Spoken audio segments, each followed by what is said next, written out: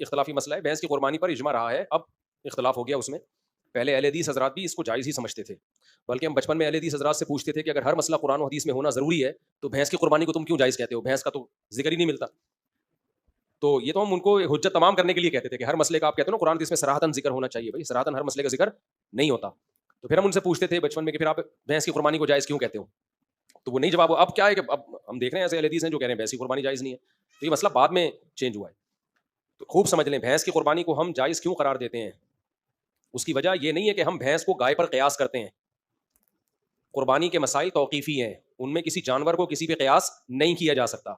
اگر قیاس کو ہم جائز سمجھتے تو ہم ہرن کی قربانی کو بکرے پہ قیاس کر کے جائز کہتے, سمجھتے ہو, اور ہم نیل گائے کی قربانی کو اس گائے پر قیاس کرتے کہ دونوں کے گائے بھی کہتے ہیں اور سائز بھی تقریباً ایک جیسا ہوتا ہے, بس ایک میں پھرتیلی زیادہ ہے اور اس میں پھرتیلی کم ہے. تو قیاس تو جب ہوتا ہے, یہ قیاس تھوڑی کیا ہے, یہاں قیاس جائز نہیں ہے کیونکہ یہ 4 جانور ہیں جن کے اللہ نے ہمیں قربانی کا حکم دیا اور وہ توقیفی ہیں, ان پہ قیاس نہیں ہو سکتا. تو سوال پیدا ہوتا ہے پھر ان 4 میں بھینس تو نہیں ہے. اس کا جواب یہ ہے کہ بھینس کو گائے پر قیاس نہیں کیا ہے, گائے کے ساتھ لاحق کیا ہے.